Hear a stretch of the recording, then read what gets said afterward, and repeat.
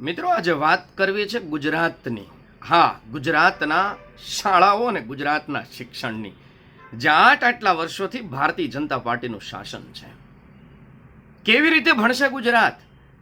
ગુજરાત સરકારના આંકડા મુજબ, વિધાનસભામાં રજૂ થયેલા આંકડા મુજબ ગુજરાતમાં 1606, હા સાચું જ સાંભળ્યું છે તમે, 1606 શાળાઓ એવી છે જ્યાં માત્ર ને માત્ર એક શિક્ષક ભણાવી રહ્યો છે.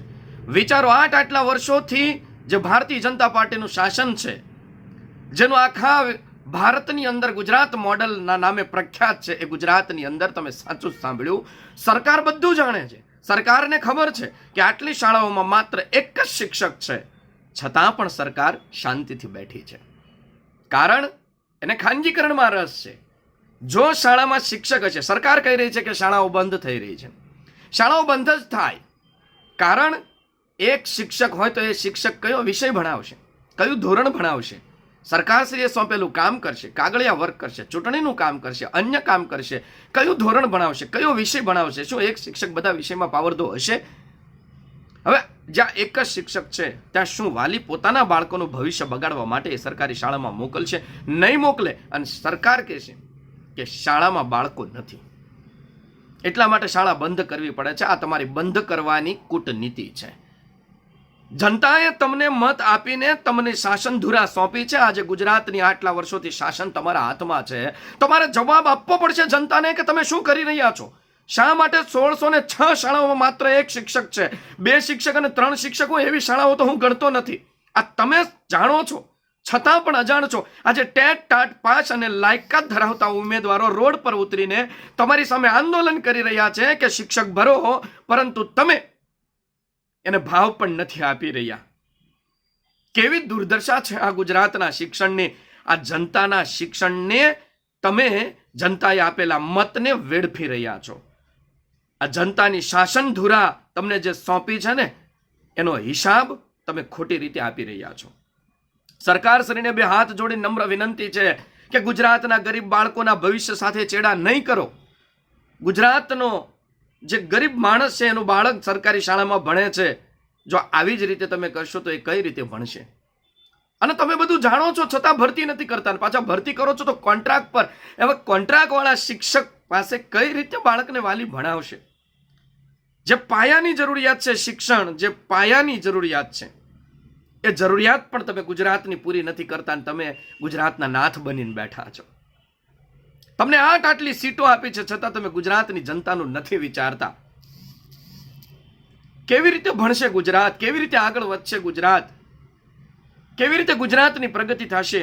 કેવું છે ગુજરાતનું મોડલ?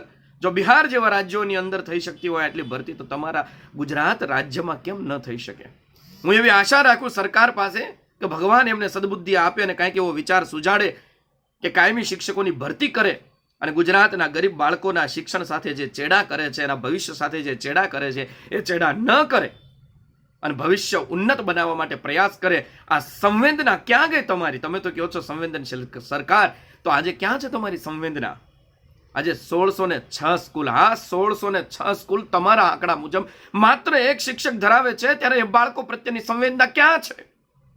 આજે અમે બોલી રહ્યા છીએ, ગુજરાતની જનતા તમને સવાલ પૂછી રહી છે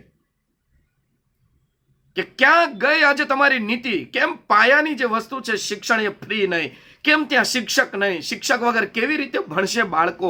બાળકોના ભવિષ્યને શા માટે તમે દાવ પર લગાવી રહ્યા છો? શું આ જ ગુજરાત મોડલ છે? ક્યારે તમે કરશો ભરતી? ક્યારે બાળકોને આપશો શિક્ષક? ક્યારે બનાવશો સારી શાળા? ક્યારે ઓરડાઓ તમે રિપેર કરાવશો? તમારે નવું સંસદ ભવન બનાવવું હોય તો તાત્કાલિક બની જાય છે. તમારા પગાર વધારવા હોય તો તાત્કાલિક વધી જાય છે. કોન્ટ્રાક્ટ પર શિક્ષકો રાખવા હોય તો તાત્કાલિક થઈ જાય છે. પરંતુ કાયમી શિક્ષક ભરો તો તમારાથી નથી થતું. વાહ રે વાહ, શું ગુજરાત મોડલ છે! ગુજરાતના સરકારને મારે સવાલ છે કે ક્યાં સુધી તમે જનતાને હેરાન કરશો? ક્યાં સુધી બાળકોના ભવિષ્ય સાથે ચેડા કરીને તમે રાજનીતિ કરશો? ક્યાં સુધી સરકારી શાળામાં ભણતા બાળકો જે છે એના શિક્ષણ સાથે તમે ખિલવાડ કરશો? ક્યાં સુધી તમે સંવેદના વિહીન વર્તન કરશો? જનતાએ તમને આટલા મત આપીને આટલી સંપૂર્ણ બહુમતીથી ચૂંટ્યા છે. શું પોતાના બાળકોને ખાનગી શાળામાં ભણાવવા માટે? શું સરકારી શાળામાં ભણતા બાળકોને શિક્ષક ન મળી રહે એટલા માટે? આજે જો ટેટ ટાટ પાસ ઉમેદવાર સાથે તો તમે અન્યાય કરી જ રહ્યા છો, બાળકો સાથે અન્યાય કરી રહ્યા છો, ગ્રામીણ વિસ્તારમાં રહેલી શાળાઓ અને વાલીઓ સાથે તમે અન્યાય કરી રહ્યા છો.